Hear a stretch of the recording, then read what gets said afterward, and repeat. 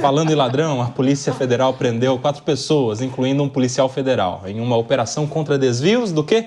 De emendas parlamentares. Olha só, existe, viu, Guilherme Mendes? Claro que existe. Desvio de emendas parlamentares. Autoridades de Salvador, Lauro de Freitas e Vitória da Conquista, na Bahia, também estariam entre os presos. O inquérito aponta que uma organização criminosa direcionava recursos vindos de emendas parlamentares e convênios para empresas e indivíduos ligados a administrações municipais. Além das prisões, que são preventivas, estão sendo cumpridos 10 mandados de busca e apreensão no Distrito Federal e em 3 municípios baianos. Cíntia Nunes. Olha, vergonhoso sempre ter notícia desse calibre. Quando a gente pensa qualquer desvio de dinheiro, se fosse privado já seria horrível, mas quando a gente fala de dinheiro público, é algo assim, nós vemos todos os dias vários setores como saúde, educação, segurança, tanta coisa sucumbindo. Eu não estou aqui colocando culpa em governo X, Y, Z, nada disso.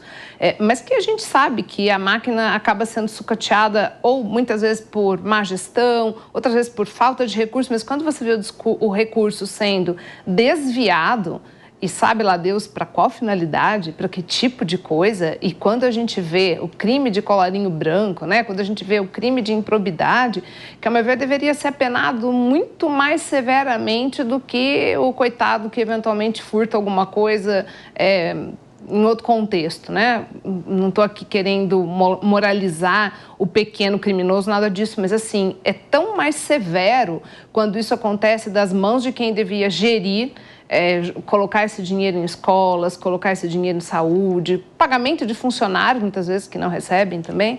Então, assim, o que se falar sobre esse tipo de coisa? Só que é vergonhoso e que precisa ser apurado. Quando, Roberto, você disse que na decisão do ministro Dino veio ali a determinação para que a Polícia Federal faça uma verificação, é porque há indícios, de que há realmente atividade criminosa no meio de tudo isso. Então, mais uma vez, eu coloco aquela questão. A gente está tratando de dinheiro público simplesmente como numa mesa em que para onde vai, a interesse de quem, e não se fala mais nada do que é mais importante. Nós estamos aí num momento econômico terrível, o dólar batendo nas alturas, todos os alimentos, quem faz compra sabe que não está nada de bom, R$500 não significa mais nada numa compra de mercado, então alguma coisa, como se diz, que não está certa, está muito errado. Ô, Daisy, a gente evolui em tantas coisas, mas isso se repete, O desvio com emendas parlamentares 2024, indo para 2025 e pessoas sendo presas desviando dinheiro público. É a corrupção estrutural, A corrupção estrutural, e ela o que mais espanta a gente é que ela é só parte de uma engrenagem, de um sistema muito maior. E corrupção, aqui, só para a gente entender, ela não drena recursos financeiros, Ela acaba com a legitimidade do Estado. Eu gosto muito de uma história, enfim, até vai ter o Conexão Mota, não sei se vai ao ar hoje, mas vão ter uns historiadores contando a história do Brasil, assim, de uma outra forma. Eu achei muito legal, eu vi uns flashes, assim, achei muito legal. E eu estava lembrando, assim, em relação à corrupção, que o Kobayashi estava falando de como isso se repete no Brasil, mas isso é uma coisa muito histórica nossa, Isso vem lá da Velha República e é impressionante como ela se torna um dos nossos maiores desafios. A gente não consegue acabar com isso. É impressionante como cotidianamente a gente está falando de corrupção. E aí eu vou pegar aqui, eu não vou voltar para a Velha República, mas vamos pegar aqui, desde a abertura democrática, todos os governos, todos os presidentes tiveram escândalos de corrupção nos seus governos, e não foram escândalos pequenos, foram imensos, Todos, desde a abertura democrática. Então isso é muito preocupante, e é preocupante como essas histórias vão se repetindo, como a gente não consegue resolver. O mesmo caso das emendas parlamentares aqui, isso vai se perpetuando, eu não sei, às vezes eu fico olhando para isso, eu fico pensando, poxa, é uma raiz histórica, como que você muda a história? Então é muito complicado, é decepcionante, e isso só vai provocando o enfraquecimento da legitimidade do Estado, infelizmente. Histórico e cultural, Histórico e cultural, Mas, posso falar? Claro. Mas eu creio, Daisy, trazendo uma perspectiva otimista, muitas pessoas falam, não, a corrupção hoje é muito maior. E não é, ela é muito menor, infinitamente menor. Primeiro, como você bem falou, na redemocratização, houve a possibilidade de haver a transparência. Então, quer dizer, hoje a gente tem imprensa livre, a gente tem a tecnologia a nosso favor, os celulares, as câmeras, o rastreamento do dinheiro, uma transação bancária acompanhada pelo Banco Central, pelo próprio banco, pelo COAF. Então, quer dizer, nunca foi tão difícil fazer o transporte, a transferência de recursos. Além disso, os mecanismos de controle, Ministério Público, controladorias, tribunais de conta, são todas estruturas que foram criadas pós-redemocratização e que, querendo ou não, com seus defeitos, com suas dificuldades, conseguem sim barrar muito do dinheiro que é desviado. A gente tem essa percepção, até porque hoje a gente sabe, hoje a gente está falando de emendas parlamentares aqui na TV, se você ligar o rádio, a vida é pública. Você imagina o que acontecia, por exemplo, num regime militar em que você não tinha acesso à imprensa, você não tinha mecanismo de controle, você não tinha instituições, associações. O Kobayashi citou aqui 3 ou 4, Transparência Brasil, Transparência Internacional, Instituto Não Aceito Corrupção, um monte de gente olhando para o dinheiro público. Então a gente tem a falsa impressão de que hoje o mundo é mais corrupto do que era, quando não há elemento fático nenhum que nos autorize a pensar dessa maneira. Simplesmente por quê? Porque os mecanismos de controle aumentaram e, sobretudo, a tecnologia permite... Se a gente se reúne aqui, por GPS, dá para saber que nós temos 4 celulares à mesa e que essas 4 pessoas estavam reunidas. Quando que isso aconteceu na história da humanidade? Jamais. As tratativas eram feitas às escuras, com mala de dinheiro para cá, mala de dinheiro para lá. Hoje você vê o deslocamento, quem esteve aonde, pode estar sendo gravado, pode estar sendo filmado. Então, quer dizer, nós temos hoje uma série de mecanismos que dificultam e muito e facilitam, por outro lado, a prova de quem age pelo caminho errado. Então, essa percepção de que, nossa, o mundo está cada vez mais corrupto, a gente está enxugando gelo, nós não estamos caminhando, no meu entender, é uma percepção equivocada. E eu trago aqui elementos fáticos de que, de fato, o mundo se tornou muito mais transparente e ficou cada vez mais difícil se ocultar qualquer coisa. Opinião, relação, transferência de dinheiro, contratos. Hoje você entra na internet, você tem praticamente tudo. Você tem a licitação, você tem o contrato social da empresa. Você imagina antigamente, para você conseguir um contrato, você tinha que ir à junta comercial, solicitar 10 dias, 15 dias. Quem fazia esse processo investigativo? Ninguém.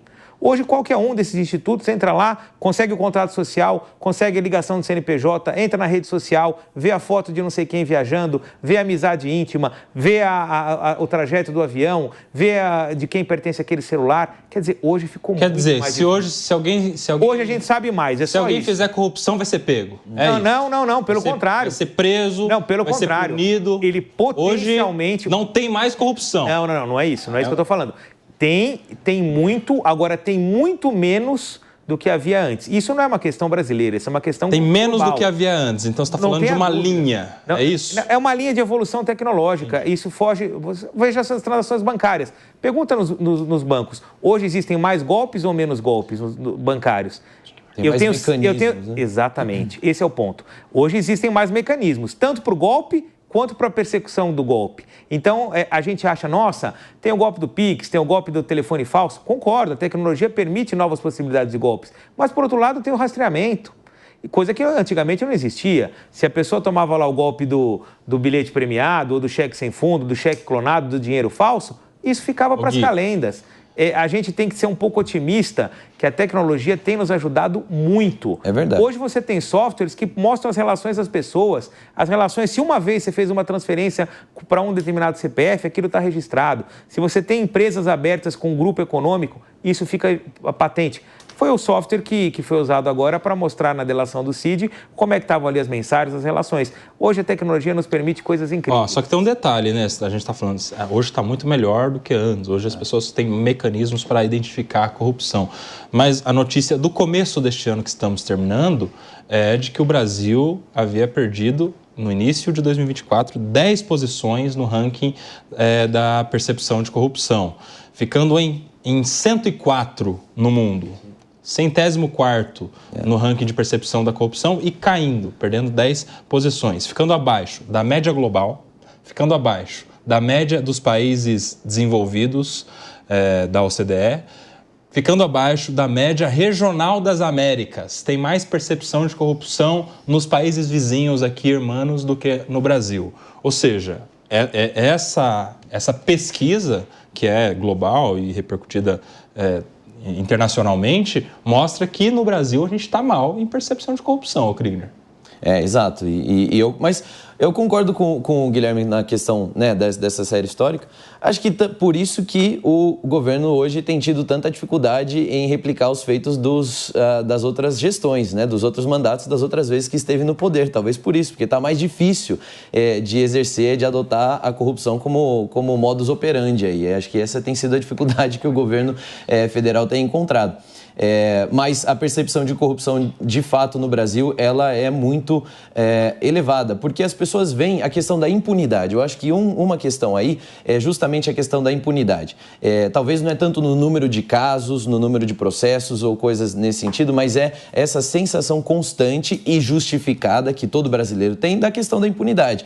Então, nós temos pessoas que foram presas em diferentes operações, mas especialmente no âmbito da Operação Lava Jato, por exemplo, que confessaram seus crimes, que devolveram dinheiro desviado e que foram descondenadas, estão libertas agora, não tem mais nada devendo para a justiça e suas penas foram canceladas. Então, você tem também outros casos também, até ligados ao crime organizado, ao tráfico de drogas, desvio de dinheiro de diferentes naturezas, não só desses da Lava Jato, mas que estão aí livres e vivendo a vida como se nada tivesse acontecido. Esse sentimento constante de impunidade, e mais uma vez eu repito, um sentimento justificado, não é da cabeça do brasileiro, não é emocionalismo, não é exagero, essa é uma realidade no nosso país. A impunidade, eu acho que contribui demais, né, para que a gente venha ter essa percepção da corrupção elevada aqui. Kobayashi, só acrescentar uma coisinha, o que o Krieger falou, ele tem total razão, mas é porque hoje a gente, por exemplo, tem acesso a um caso de impunidade ou um caso de desvio que aconteceu no interior da Bahia, no interior do Ceará. Nós estamos falando aqui do Lauro de Freitas. Vamos imaginar, 30 anos atrás, provavelmente esse desvio poderia ter acontecido e eu não ficaria sabendo. Aliás, grande parte da população não saberia nem onde fica Lauro de Freitas. Só que isso aqui nos impacta. Então, essa questão da percepção está diretamente ligada ao tipo de notícia, ao tipo de informação que você recebe.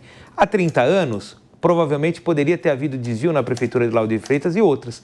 Eu aqui em São Paulo não ficaria sabendo. Ou seja, a minha percepção de que está tudo bem seria maior. Hoje você vê notícia em Lauro de Freitas, no Ceará, no Rio Grande do Sul, desvio de doação das enchentes do Sul. Então, essa percepção de uma sociedade corrupta, de uma sociedade desonesta, de uma sociedade que não segue regras, nós estamos recebendo esses inputs a todo momento. E isso é um bom fruto da tecnologia, da informação.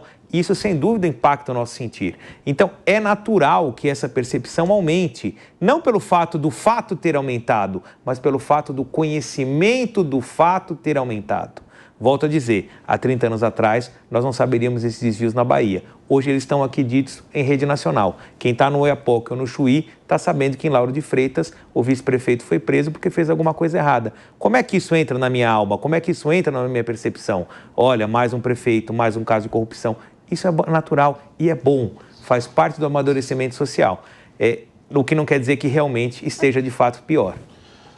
Pode falar, Cíntia Não, Nunes. eu só queria completar, eu concordo parcialmente, assim, que realmente esse input que a gente tem, inclusive contra a violência, né? Cada vez mais que se vê violência, as pessoas com a impressão que o mundo está desabando. Então, eu concordo com isso. Só que só me chama a atenção o seguinte, por outro lado, também demonstra que a gente não melhorou em nada, né? Porque continua se discutindo a mesma coisa, então agora se descobriu mais, mas também é porque já existia, quer dizer, a gente como sociedade não melhora nada. E o que se disse aqui mesmo, a impunidade é o que choca. Porque, tá bom, estamos descobrindo mais e cadê? O que está acontecendo com isso? Olha só, um detalhe aqui interessante, quem tiver curiosidade, faça essa pesquisa. Os municípios que mais receberam emendas parlamentares em 2024, dados desatualizados, dados de julho, dados da metade do ano. Até a metade do ano, Deise, veja só a cidade de Tartarugalzinho, no interior do Amapá, com quase 13 mil habitantes, já havia recebido, naquele momento, 87 milhões de reais em emendas.